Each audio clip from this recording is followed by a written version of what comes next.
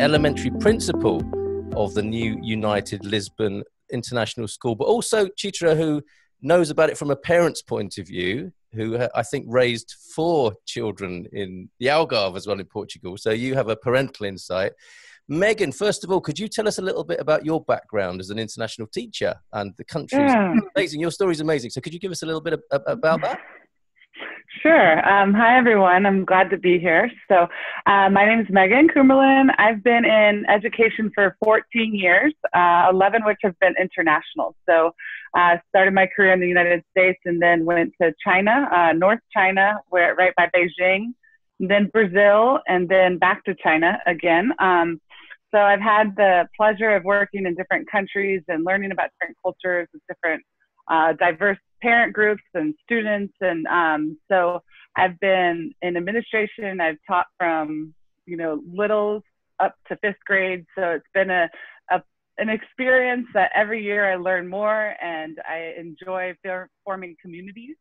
And my family and I are moving so we were in China in January when everything kind of started to happen with Corona. So we've been displaced for about 5 months, but have braved online learning, and now we're in Washington, D.C. and headed to Portugal this weekend. So I have a 3-year-old and a 5-year-old, and so I'm also very passionate about education from a parent's perspective as well.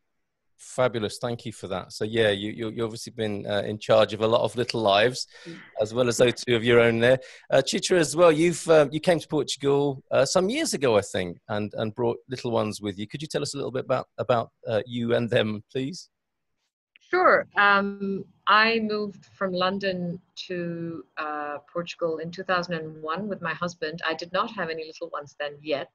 So they were all born here, actually, Carl. And I have a 17-year-old, 15-year-old, 14-year-old, and 9-year-old.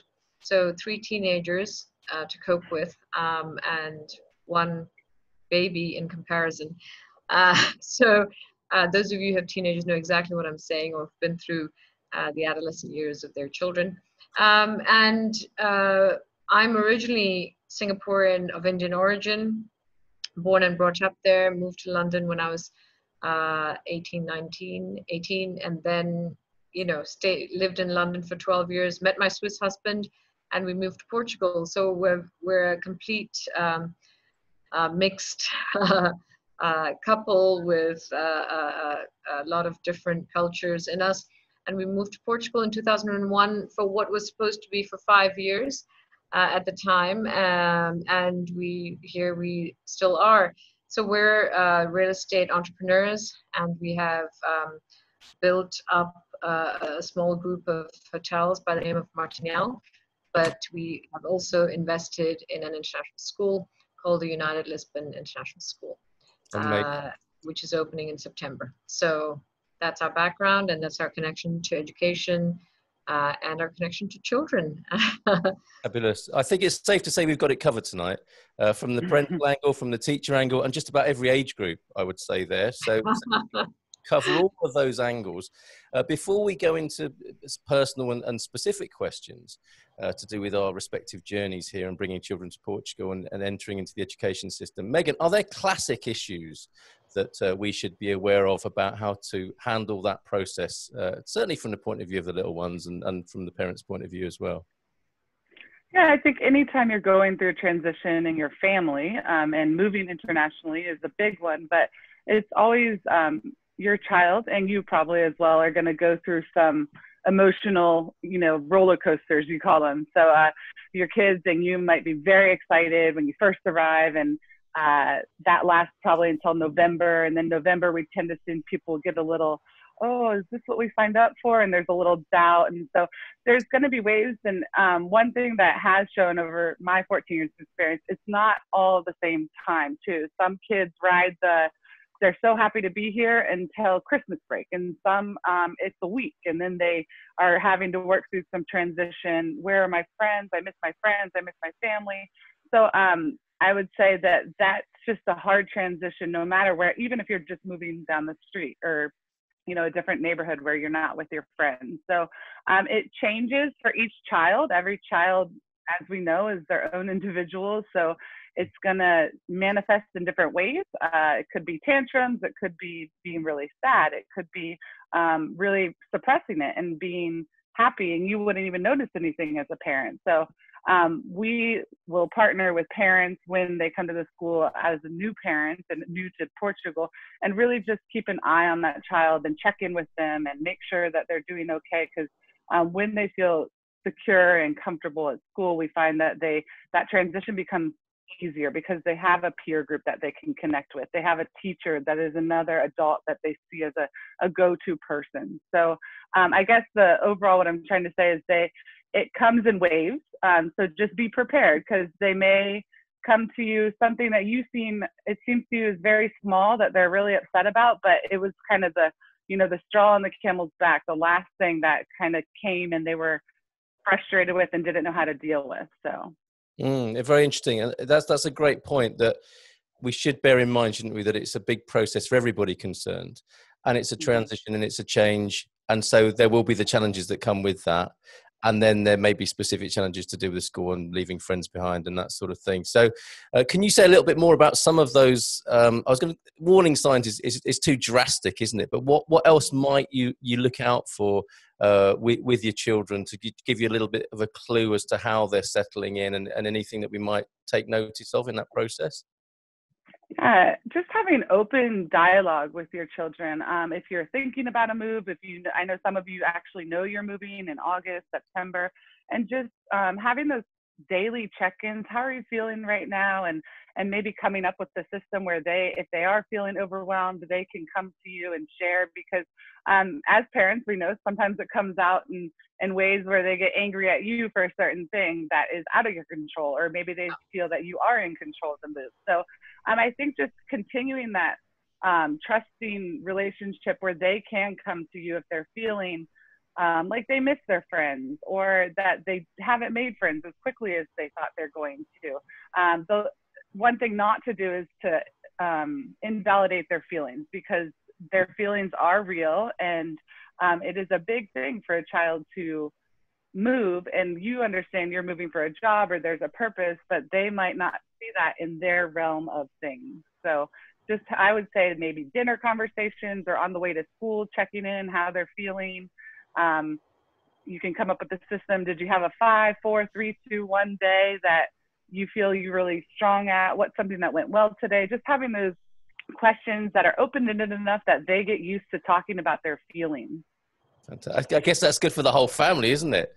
No, I'd just like to chip in there, because while the kids were all born here, we did move from the Algarve to the Lisbon area 4 years ago. And, obviously they had to leave their friends and their other school and make this move. And I would say in total, it took 6 months for all those emotions and that roller coaster to, I think the elementary kids actually settled in earlier. My kids who were in elementary at that time, the younger two, the older two who were coming into grade 9 and grade 7 at the time, had a little bit more. I mean, they were slightly older. They were leaving longer established friends. So, they took a bit longer, but I think the daily check-in is a very good idea. And, we definitely, whether we were picking them up from school, they were going on the school bus at the start, and we always made it a point to do a send-off, and so did you make friends with that person and, it's important to understand that what they're, they might be upset with you, as Megan says, but there's definitely an underlying reason. But give them time, and they settle in. And obviously, the teachers who are aware, who have worked in international schools and are completely aware of this, these feelings, are helping out. So, yeah. Fantastic. Excellent. And from the point of view of a parent who is raising children in Portugal, we're talking here, of course, about moving to Portugal. What are the Portugal or Portuguese flavoured challenges possibly, Chitra, that are specific to moving to this country that you might have experienced as a parent? Sure. I mean, if you're, the language, it's wonderful to learn the Portuguese language. And obviously, a lot of the people we know moving here, get into classes, and there are good classes which get you to start speaking the language rather than trying to, go through the grammar and, start written practices. They're different levels, right? There's reading, there's writing, and there's speaking. The good thing is that the Portuguese are extremely welcoming. Many of them speak English, as you well know, Carl, and they're very welcoming to you, especially when they hear you just saying, "Good day, how are you? Bom dia, como está?" And I remember, my first "Bom dia, como está" in a cafe, and the lady already speaks such good Portuguese in Portuguese. A senhora já fala muito bem português. So very encouraging as well. The people here are very encouraging of a foreigner, learning to speak their language, and you feel completely at home in then developing your language skills. I mean, the other things that to look out for on a more sort of less emotional, more technical basis, I'm sure Astrid could tell you a whole, I'm sure you've got a whole checklist, Astrid, for foreigners moving here, from getting your, you don't exist in Portugal unless you get your tax number here. It's called a número de contribuinte. And I still remember going in somewhere and said, "What's your número de contribuinte?" I said, what's that? Basically, your name for certain transactions, you need that tax number, and that's your sort of identity. So that's a sort of, a quirky thing, which I remember from my first days back in 2001. But overall, I mean, that checklist you can get through quite easily, but, it's a very welcoming society in Portugal. So it's easy to settle in here, is what I would say from my perspective, and looking back almost 20 years. Excellent. So we've got the check-in then on the emotional roller coaster. And I suppose we have to be aware as well, don't we, that kids usually say, how was your day today? It was fine. What did you do at school? Not very much, or nothing.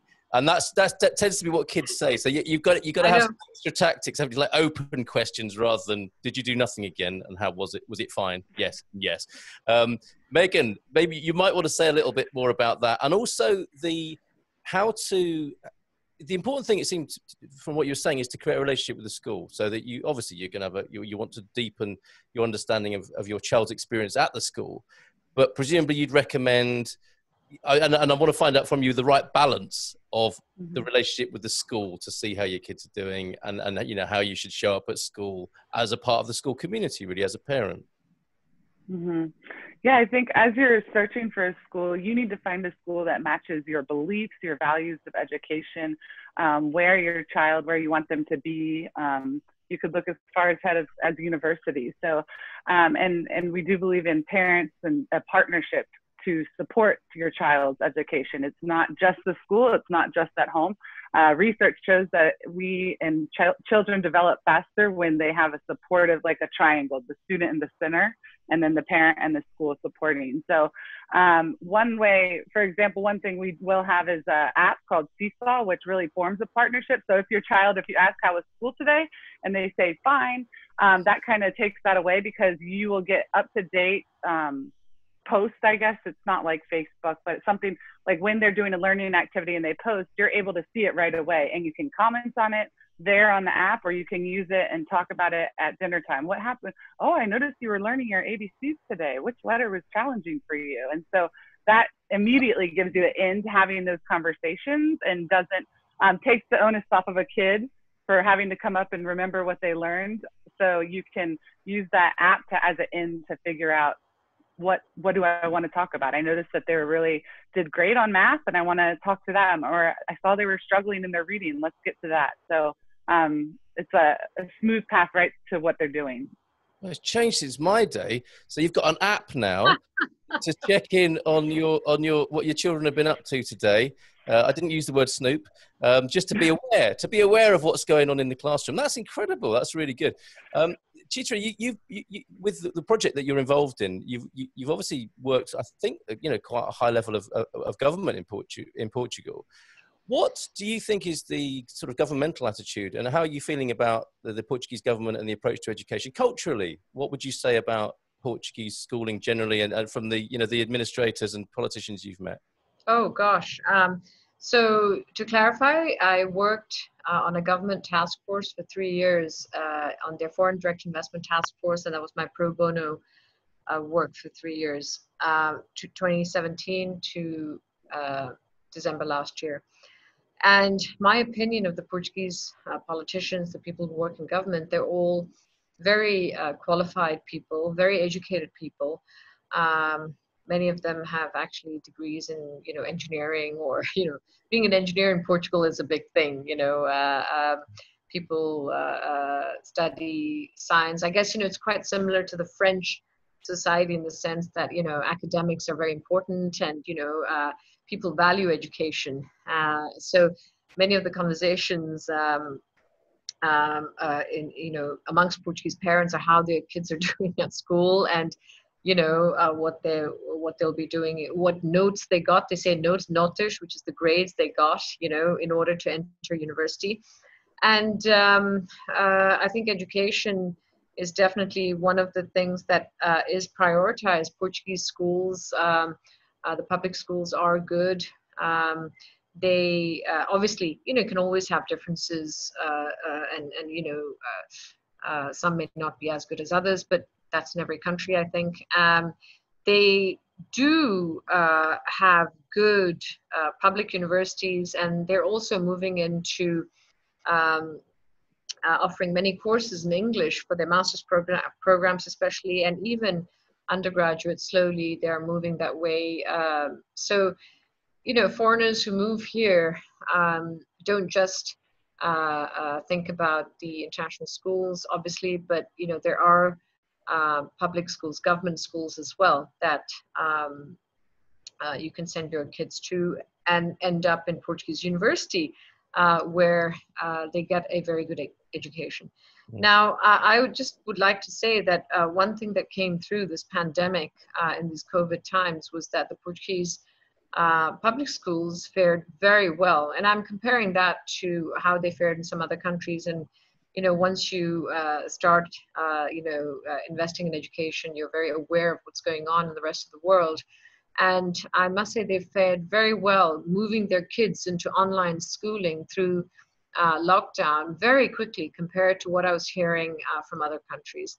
So, and they were innovative enough to actually use even one of their public broadcasting TV stations to help them with some of the lessons the kids had to do. And, you know, they got their kids onto laptops in public schools, I'm talking, you know, and lessons were conducted online.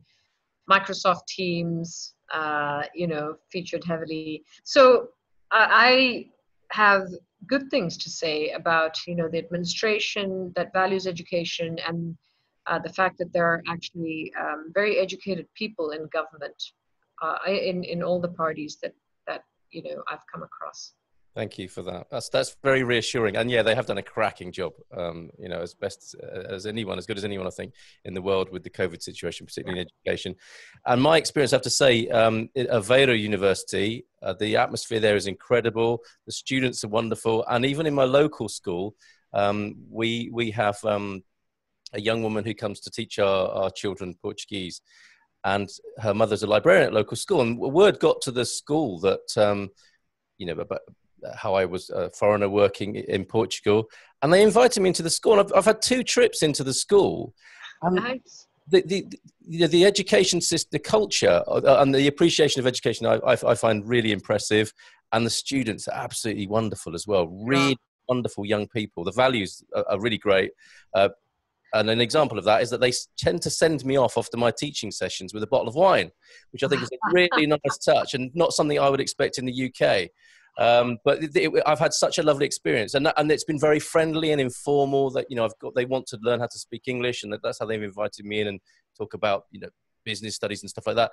But the atmosphere is so wonderful. So thoroughly second what you're saying about the culture. And you know, I'm a visiting professor actually for luxury marketing at Nova School of Business and Economics as well. And it's now done online. We have done some seminars in people to people, and students are very eager to learn. Public universities, public schools. I would say the culture of bullying, it would be very interesting to compare across different countries, must be far less here.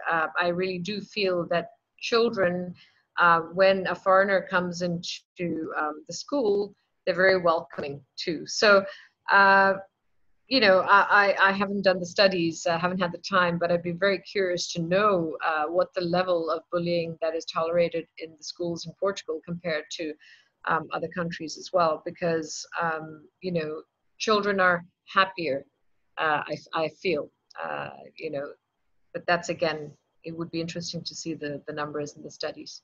Sure, that's my sense of it for sure. No questions as yet from our community here who are listening. Maybe the questions are so good they've not needed to ask any of their own. I don't know. So feel free, folks, to chip in with the things that's what this is about. You finding out what you need to know while we have Megan and Chitra here this evening. I wanted to ask you, Megan, about how different the experience is between the little ones. I mean, there'll be some issues that unite all young people, children. And there'll be specific issues, won't there, that are present for the very little ones, and then specifically for the teenagers or whatever. What might those be that could be looked out for from a parental point of view? As you moved to Portugal, or with COVID, or sorry? No, just generally with there are universal challenges, I guess, with the young and the younger children and the older children, but are there differences as well with the different issues that particularly young children might be facing and the teenagers? What goes on for them at those different age groups from your experience? Yeah, I think there are differences, but I think at the root of it, as humans and as learners, they want to socialize and have that connection. So even from 3-year-olds up through high school, if they find a peer group that they feel like they fit in with and they're accepted and that they can again, communicate openly, or somebody that they have on their side, they can build that empathy with that friend. So I can speak from 3 years old through 5th grade. Maybe Chitra could take on after that for the older kids. But really, there isn't a lot of difference. You would think there would be between a 3-year-old. I mean, yes, developmentally, physically, and maturity, like what they can do. But at the root of it, they really are they learn through socialization and play. Like, we call it playful inquiry, because it's not just play, they're inquiring into their worlds. As a 5th grader, it may look different than when they're inquiring in as a 3-year-old, but they're still going through the inquiry process and trying to figure out and make sense of the world that they're living in. So I would say peer groups is a huge thing across the board. And that's something that we cultivate as a school, because research shows that when children feel supported, they learn and develop, not sooner, but at a better pace, and also without so many bumps in the road. So that would be, I think, the biggest similarity. Amazing. Okay, thank you for that. So yeah, questions are coming in now, and this connects with the peer group concept, I think. Thank you for this question, Andy. I think our bigger concern is life after outside school, which of course is a massive part of a young person's life.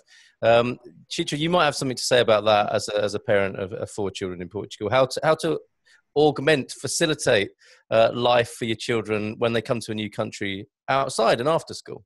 I think if you first of all, they make friends in their classes, and how to augment. You need to initially, I think, work hard, especially if they're older kids, to ensure that you take them, or make sure they know how to get to the birthday parties that are happening. Birthday parties are a big thing, obviously.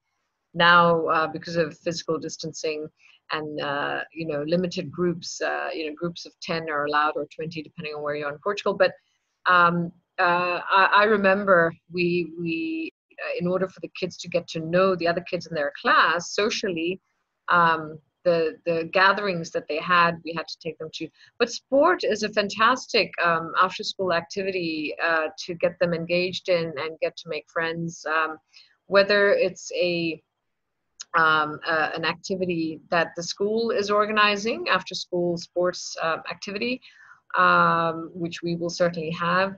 But the sports clubs as well. If your child, male or female, likes football, there are football clubs, local football clubs in Portugal, which are great, and that they run them from 7 to 9 p.m. So that's, I think, the cultural difference. Here they stay up later in Portugal. The kids. So true. Yes. Yeah, they do. And so, compared to life in Britain, they or even in other countries, perhaps I don't see sort of all the countries that people might be attending from, but you've got football clubs, for example, go from 7 to 9 p.m. Tuesdays and Thursdays, and that's a bit odd for people, but the Portuguese lifestyle is like that. They have something, tea time is their afternoon tea, lunch. They eat something substantial, and then they go to sport, and then they have dinner late at night. But that is part of the local culture, and that's where you meet a lot of people in your community. So if you go to your local football club, right? And equally, there's other activities, like there's patinage, which is rollerblading is a big thing here in certain parts of Portugal, basketball, and the big football clubs like Benfica and Sporting actually have sports academies that people can join, within their network. And I would say, they're top notch and great places for people to meet friends, your kids to meet other people. And then when they become teenagers, yeah, they're going out, which is tough for some daddies to watch their daughters go out. But it's all, very really, in safe environments. Portugal is one of the safest countries, I would say, and is globally number 3 on the Global Peace Index. So, when they're going out, it's generally quite a good experience. So, yeah. That's really helpful, Chitra. Thank you. Yeah, the sporting club thing is really good because it is very community-based, isn't it? It's not just sending your kid off to a sports club. The sports clubs themselves are very embedded in the community. Yes. So it will be a family thing. And I think we can all get used to that later dinner thing, can't we? With a little glass of wine later on in the evening. That's a cultural shift I haven't struggled too much with, I have to say. Hannah, thank you for this question. My son is 6 and daughter 5. How do we have to register to school starting in September, moving to Matola where very few people speak English? I don't know if we can give guidance that specifically, but I guess you're just going to make a call directly to the school or the camera there, I would have thought. Chitra, what would you suggest there? Yeah, I mean, reach out to the school and start, there are relocation agents. Today's my day of 2 webinars. I did a webinar this morning. Megan was on the same webinar with a relocation agent called Move In. If you need to speak to someone who can help you make the move, do it. Speak to Astrid and Jerry, who have got this Expats Portugal community group. But I would say, more people speak English than one realizes. Some people are shy to speak English as well. I don't know whether you've seen that, Carl, but when they say, I don't speak that much English, but then when they speak English, you're like, but your English is better than my Portuguese, sorry, So I think there is that factor as well. One of the initial difficulties I had with learning Portuguese was that everyone spoke English, and they were so kind to immediately say, would you prefer I speak in English? And no, I'm trying to practice my Portuguese, So I would say, getting them into school, I'm sorry, I guess those technicalities, there's always regional differences as well, but approach the school that you want, that's your local school, and start making contact and start talking to them is the way I would do it. Yeah, a good call on the forum as well with Expats Portugal. You only need one other expat family, don't you, in that area to give you a little bit of a leg up and an insight into what's going on. So, Hannah, I'd recommend that. Just go to the Expats Portugal forum, find out someone who's living in that area who you haven't met already, and I'm sure they'd be delighted to help you. Questions. This is quite an elaborate question, so we'll work our way through this a chunk at a time. This is from Daniel. Thanks, Daniel. Do you recommend any specific resources for those seeking teaching positions upon their move to Portugal? So from a slightly different angle, perhaps you could elaborate for both EU and non-EU citizens moving to Portugal. So you're probably best off there, aren't you, in terms of employment opportunities from a teaching Oh, gosh. Yeah. So, you know, we have a specific, we chose to run with an American-based curriculum because there are many other British-based international schools, you know, in Portugal. So, you know, for all the good strategic reasons, we went for the American-based curriculum, and we appointed a school operator, as one should, you know, instead of Mr. and Mrs. Stern trying to run the school ourselves. So our operator is International School Services, very good operator. They've started up over 100 schools around the world, and they run recruitment events. So I know that ISS is actually a great resource for both teachers and, you know, people like myself and Roman who would like to start a school. So they come and help you start a school, but they also run recruitment fairs for teachers, which is how we, you know, met Megan, and Megan is now joining us. But I do know that TES is another source that other international schools also use. But Megan, perhaps you know much better than I do in this world of teachers finding jobs. Yeah, I would say ISS is probably the leading. There's another one called Search Associates as well. So they essentially create a database of teachers. So if you would like to apply, you go through them, and then the school finds you. And you can also see which schools have openings once you join and become a member. It's not for profit. They're not making money. They're just kind of the connector. So International School Services and Search Associates would be, I think, the two that international schools tend to use. That's great service for Daniel. Thank you very much. I hope he had his pen ready for those two. We can watch a replay, of course, but I hope that's Yeah. for you, Daniel. Get your CV ready and sent to those companies. I am a public school teacher, he says, from the United States, and I'm planning to move to Portugal in the summer of 2021. I will initially arrive through a D7 visa and will teach with an international school. However, I'm hoping to obtain a face-to-face teaching position as soon as possible upon my arrival. Nothing's impossible, Daniel. I get those CVs in, I suggest. Any information or resources that you could have provided, greatly appreciated. Absolutely. Yeah, and this is what he adds here. What are some differences between international public and private schools in Portugal for students, parents, and teachers? We might have a little go at that between us. But Chitra, what would you say about that?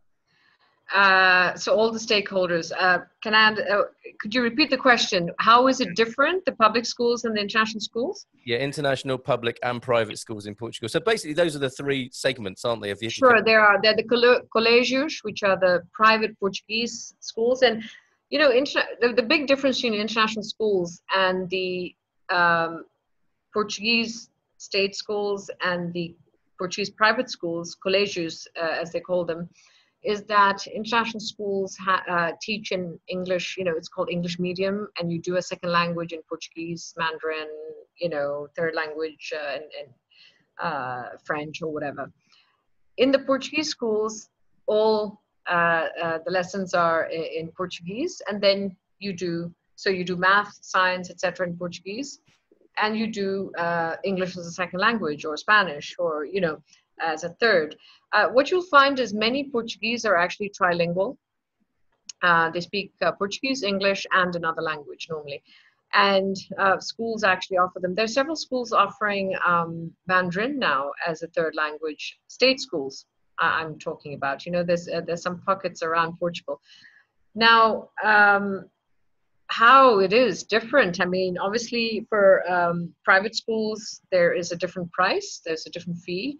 And international schools, which are not just for foreigners, by the way. There are some Portuguese who send their kids to international schools in Portugal to get the English medium of instruction, to get their kids, you know, go through these schools with a different style of teaching as well. It is different.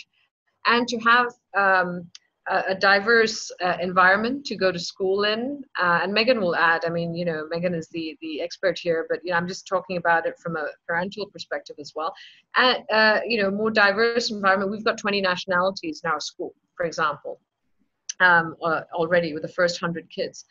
And also, we offer the International Baccalaureate. So that's a specific qualification that they will get at the end of the 12 years in school, which opens the doors to university entrances all over the world. So there is a specific pathway that you go through in an international school, which gives you, you know, unlocks certain opportunities at the end of that.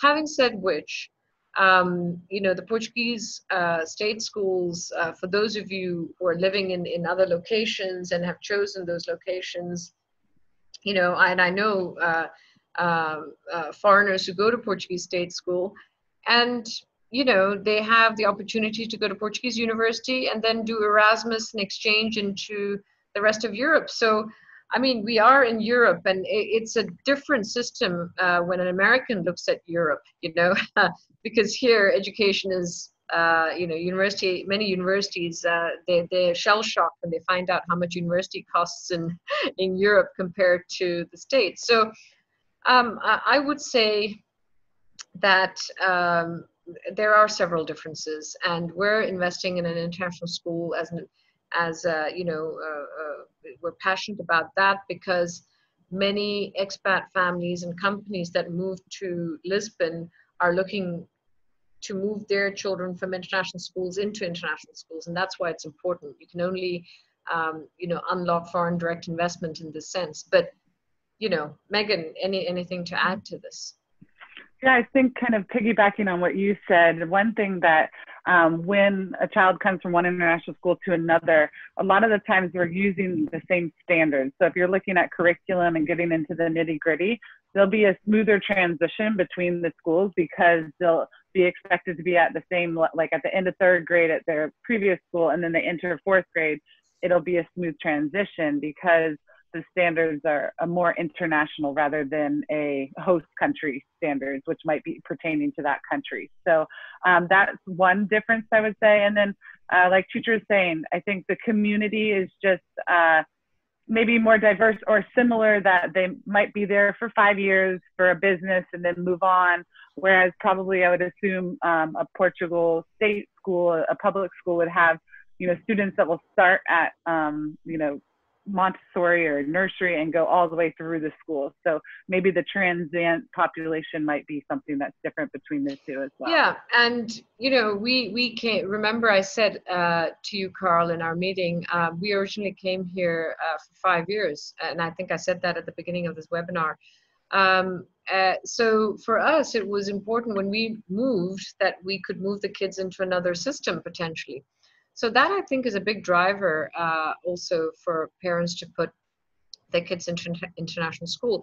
But I know, speaking to the Portuguese parents who have their children in international schools in Portugal, that, you know, they're looking for, you know, their kids to go to university abroad. That's an important, I think, part of the equation why people send their kids to international schools as well.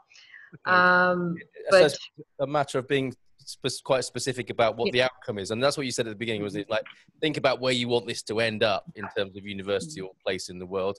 And you make a great point, Chitra, about the Portuguese system and Portuguese universities, and the fact that for Americans and for British, I was going to say for countries that are leaving the EU, there's only one and we know which one that is. If you come to Portugal, you then enjoy the benefits as a British family of staying involved in the Erasmus program and all of the wonderful things that, you know, are the educational benefits of being in the EU. I'm not making a political point there. I'm making an educational point there. And I think for Americans as well, you know, this is a very different system and incredible value in that shift, in that transformation from coming from America into the European education system to think about that. I can only say amazing things about what I've seen Erasmus students do. I mean, I was in university in London at the very beginning of sort of these exchanges, and I went for an exchange to Université Bretagne, which is in Brittany. It's a Supécole de Télécommunication. It's a engineering, telecommunication engineering university. And those exchanges have now, I mean, broadened into whole years abroad, or 2 years. They come back with so much learning and so much experience, and it's a fantastic thing that Europe has. So the point also about Portuguese university, the education is very good. It's just if the parents want them to have the other experience. I mean, at the time I went to London to study because I had to. My father wanted this exposure, us living alone and us living in another city, and getting that experience and that education. So they're very, you need to, I think we need to understand why, and obviously what I see my kids go through in the international schools that they've been through, you learn so much about other cultures. We had a whole session this morning, a question about racial diversity in the school, and I think that I can see just the chat, so I'll comment on this diversity issue. I know that from the international school perspective, the diversity helps develop empathy in children. They automatically put themselves into other people's shoes just by learning about other cultures, they don't identify their friends as the African American, or the color doesn't become a thing anymore. Oh, it's the girl with the red bag, or it's it's interesting how international school children develop their understanding of what race, religion, creed are. But in answer to the question, I'm just, I saw that and I can't help responding to it, about racial diversity in local schools in Leiria. Actually, our business manager in our international school, who has come aboard recently, is from Leiria. What I know about the Portuguese, to whoever asked that question, is that they're very welcoming of other races and religions. It's, I can safely say it's the only place in the world that I've never faced racism. And it's saying a lot. And then people say, oh, but Chitra, the Portuguese immediately will say, but Chitra, we do still have racism in our country. And that's the first step. It's the awareness. And when I look into it, they've had, there was a big article in the Expresso, which is a local newspaper, last weekend, the Portuguese Weekly, and racism, and how racial violence, how has Portugal fared, and there was a whole big article. And then there were 5 events, since 1975 that they've handpicked, and most of them are like not comparable to anything I've seen in some other countries. So where it might exist, it's immediately, recognized. And I'm not, human beings are human beings, and as a brown-skinned person, I know what how it is. But I can safely say Portugal is not just open, tolerant, liberal. They're actually they celebrate when someone comes, with a different background to them, and they're very curious, very genuinely curious about different religions and how it is in your country and how it is in your culture. So that is not something I would worry about integrating into the Portuguese culture as a person of a different skin color. Thank you so much for addressing that. That's great. Okay, so let's go back to some other specific questions, because I see we've only got 15 minutes left, and we will finish on time. Sorry, we're talking too much. No, that wasn't a dig at you, Chitra. That was really great to hear what you just said. Genuinely appreciate that.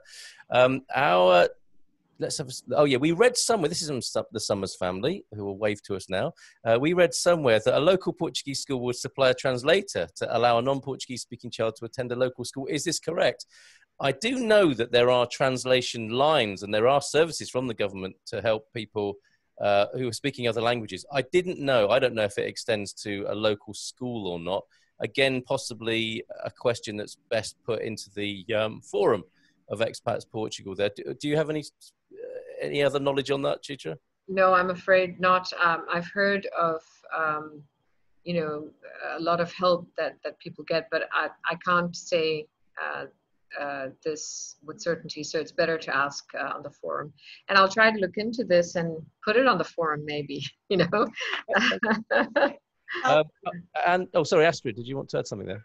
From our experience, our girls go to a collegial, so a private Portuguese school. And when we arrive from Australia, they have Portuguese as second language classes for kids too. So they don't go into the regular Portuguese class. They have a separate class for them, and they get extra special help to get up to speed, or to start learning at their level of Portuguese. So that's in the private Portuguese system. So yeah, and we would have different levels of Portuguese as a second language, Megan, right? I mean, with extra help with extra help for English and Portuguese. I mean, that's what an international school does. So maybe you could talk a little bit about the support.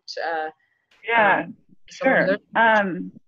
Yeah, so we'll have Portuguese as well at United Lisbon. So there'll be different levels, and even with a native speaker, there'll be a vast differentiation of their how they acquire the language, the rate they acquire it. So we'll have Portuguese as an official language, and then we'll also have it for native speakers. And within that, having different activities and differentiating the learning, even within those two different tracks or levels, you would say. So I don't know how old, I did want to get back to that, because with language development, if your child is probably younger, they will acquire the language through immersion, through being if they're learning in a Portuguese medium and learning through Portuguese. It might be frustrating at first, but they will pick up the language much faster by being in that environment if you're going to a local school. So it might be beneficial not to have that translator. It might have a little bit of frustration, but probably for only a few weeks. And then before you know it, your child will know more Portuguese than you and will be translating for you at restaurants. How embarrassing, but also how handy at times as well. Also, do we pay for kindergarten? Does everyone go to that? That's not a question I know about. What about you, Chitra, about kindergarten in Portugal? Astrid may know about this as well. They went to a little creche, which is a private creche, but at a price that nobody could believe when they found out the level of care they got. In a good way or a bad way? It was very cheap for what we had, because they could stay till 7 p.m. and Portuguese creches. The Portuguese society really supports a woman going to work, which I must say, very often, I support female leadership, and I do, talks and I'm invited to speak on this topic. And here, a big factor helping women to go to work, and therefore actually the Portuguese glass ceiling index is quite advanced compared to so many other countries. It's low or high, whichever way you look at it. Is that from babies can be taken to creche, either private or local, and you get care, extraordinary care and support for you as a working mother. So yeah, I mean, I wouldn't know about the public system, whether the kindergarten is free, but I do know that there are a lot of public creches, infantario, which is different. It's up to age 3. And then after that, they go into pre-primary and then into primary school, as they call it in the Portuguese system. And the infantario, berçário, it starts at 4 months, if I'm not mistaken. Now I'm getting old, and they're all teenagers now. So, but at an extraordinarily young age, there were many foreigners living in Lagos at the time, sending their kids to Bambino, which was this really sweet little, what someone would call a kindergarten, but it's really a creche and a kindergarten and a primary care all rolled into one.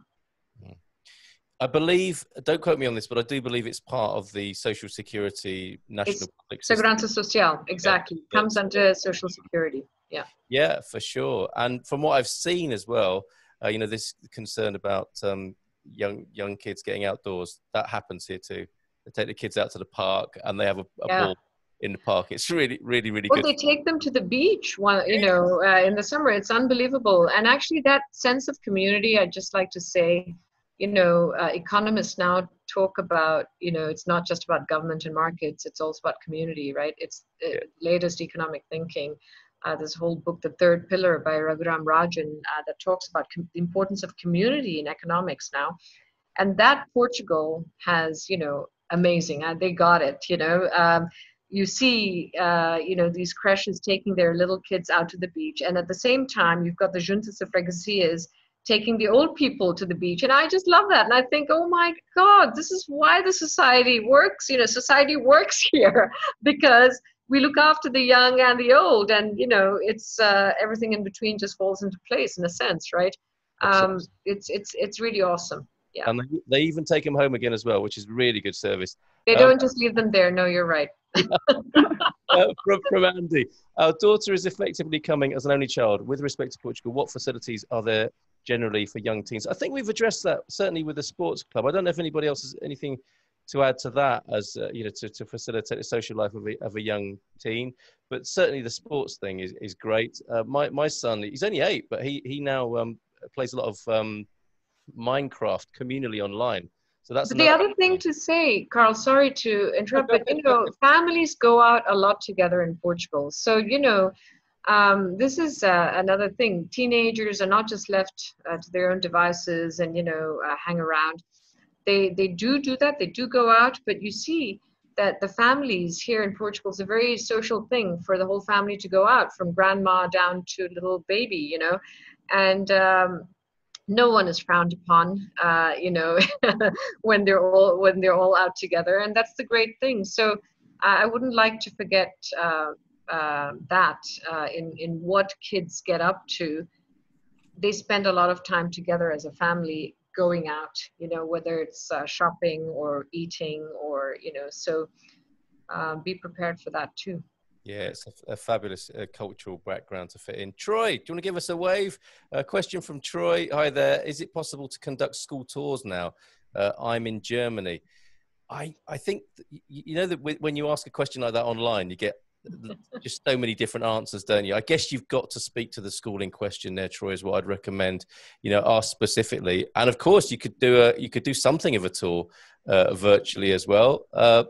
Megan, what might your experience be there in somebody in education managing the COVID situation, lockdown and social distancing? Yeah, it's an interesting time. I think the first place to start is the website of the school. And you can see, again, I was saying earlier, it's about the match between the family and the school and seeing if the curriculum matches what you want for your child, the values, the mission statement. So that would be a starting place. I'm sure schools are doing virtual tours. I know our school, we're in construction, we'll be ready to open. So we aren't having people come for tours because of safety. And also we want construction to keep going. But we are trying to arrange, take pictures and so parents can see as it evolves into our building. It actually already is. I was in there in March and the classrooms are ready. It's just getting, I think Chitra can speak more. You're right there. Yeah, I'm right here. So, construction is progressing at a very good rate considering, we've had issues in other industries in Portugal and in Italy for that matter, that I know. Construction was allowed to progress even in lockdown, but with physical distancing measures in place. So that's going ahead, and we're getting ready to open on the 14th of September. But our admission suite is right next to the school, so it's not like our admissions is happening a million miles away. Yes, Megan is in the States right now, so all the interviews are done with Megan, over Zoom. But José Ascue, who's the lead principal, is on site. I mean, there are about 5 teachers who've managed to arrive already. Megan is coming next week, right? Yeah, exactly. So, the admission suite is right next to the school. But I think it's get on a flight over if you're in Germany, if you can. I think holidays have started in Germany for schools, if that's That's here the holidays have started. So I'm not sure in the state system whether you'd be able to see the school. But you know, in the international school system, there might be COVID restrictions. However, there's usually someone in admissions who receives you at least. So you'll have to check with the school what's happening with their, you know, COVID. We're all trying to work around this, aren't we? And I'm sure schools are rising to the challenge as well, Troy. So yeah, ask them. If you can't visit physically, maybe a virtual tour. I'm sure they should be able to rise to that. They'll give it to one of their IT students to do, probably, won't they? Which, as an assignment.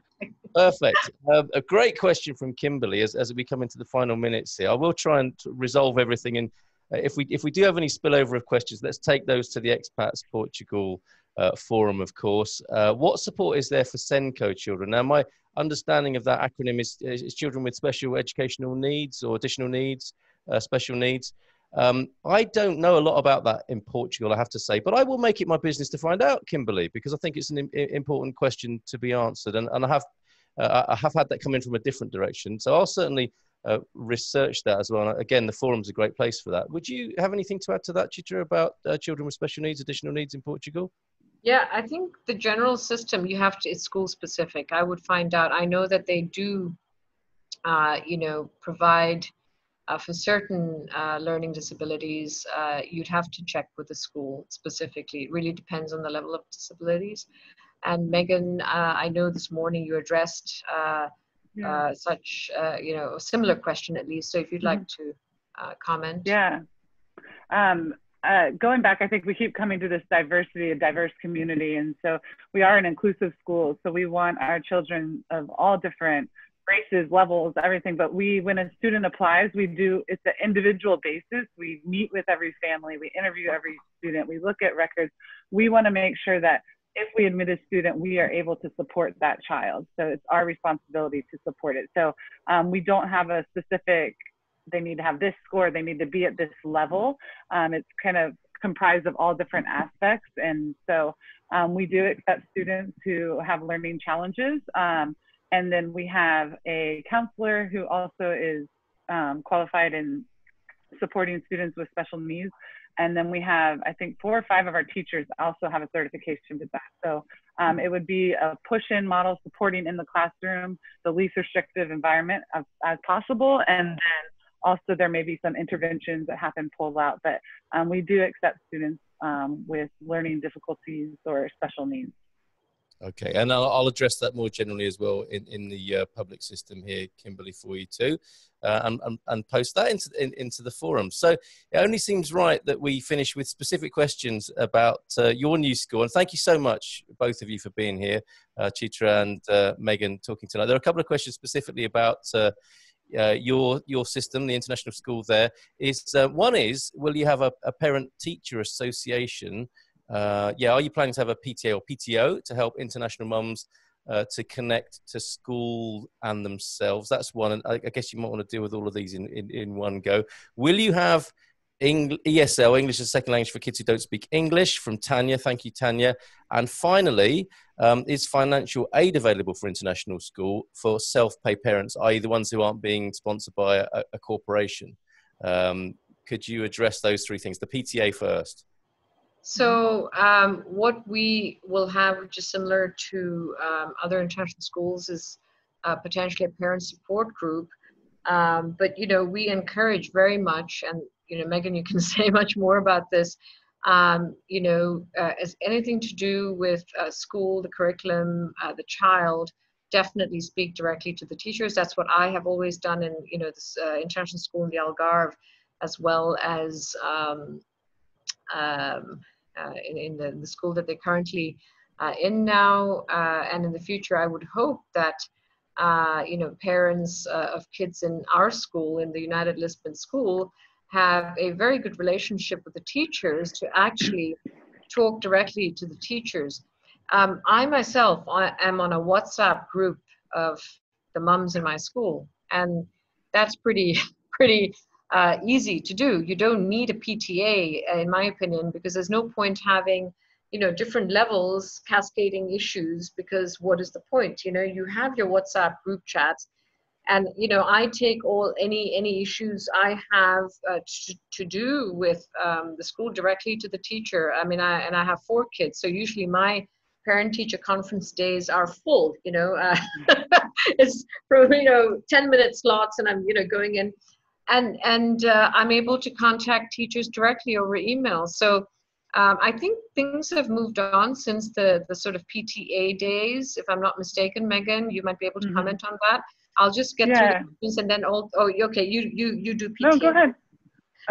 Yeah, because I thought the second question was ESL, which is a question for Megan specifically, and the third question was, can we get a discount? Basically.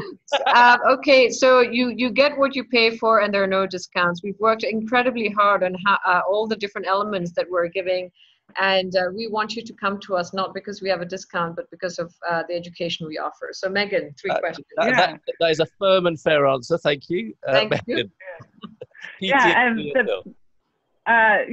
With what teacher said, a parent support association would be to support student activities. So maybe a dance, or maybe a fundraiser they want to do, or different things, a movie night, different things like that bring the community together, but not as a place where complaints come. That, I think, I always believe going directly to the source, going to the teacher first. If a parent comes to me before they go to the teacher, I'm going to send them to the teacher, because that relationship needs to be open, and also with the child as well. So PSA in the terms of supporting school-wide initiatives and what we want to do to build and foster community, yes, but not as the meetings I remember when I started, where you sit in a meeting for 3 hours and parents get to have the mic and then teachers have the mic.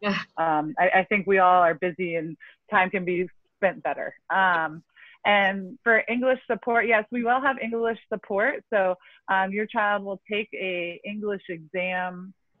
It's not scary or anything like that, just so we can get a level. If your child is needing extra services, there is an extra fee for that. However, they'll get one-on-one attention from we have a EAL teacher. With having 150 students around our first year, that's a huge resource to have one teacher that's devoted specifically to helping students who are developing and acquiring English. So we will have that. They won't have a separate course throughout the day, again, similar to our model with support for learning needs. They'll be pushed into the classroom, supporting, co-teaching with teachers. She'll be able to differentiate the text that they're doing, so they may be learning the same skill, but at a text that they're able to understand and deconstruct and really summarize. So we will have that, and it will be an additional fee. And then as soon as their English gets up to typical English of that grade level, then they can exit that program. Excellent. Okay, I think there's one question I've missed, which was, how does the curriculum in Portugal compare to in the UK? Again, I think that's a good one aimed at the forum from Hannah. But I can say it's quite different in the sense that, you know, it's taught in Portuguese, first of all. So, you know, and other curriculum differences, they don't have the comparable key stages, and they don't do the IGCSE, they don't do the A-levels. So, you know, there's several differences, but they do have key exams at like grade 4, I think, and then grade 9. So they do have, you know, intermediary national exams, you know, that test everyone. But I think it's better if you want more specifics in terms of whether they learn social sciences or whether they learn, you know, physics at a certain level, it's best to ask the forum. Thank you, Chitra, for that. And that's a great way of selling it to English kids, isn't it? You won't have to do SATs, key stages, or A-levels. It's fantastic. I was like, yes, where are we going? What a fabulous note to end on. Thank you all for your excellent attention, your amazing questions. Just remains for me to say, have a safe and excellent journey, Megan, over from the United States to Portugal. And have a great time. Good luck to you both with the launch of the United Lisbon International School. And thank you so much for working so hard tonight and answering all these questions. Really appreciate it. Carl, it leaves me to say thank you to you, Astrid and Jerry, for having us on your program. Thank you so much.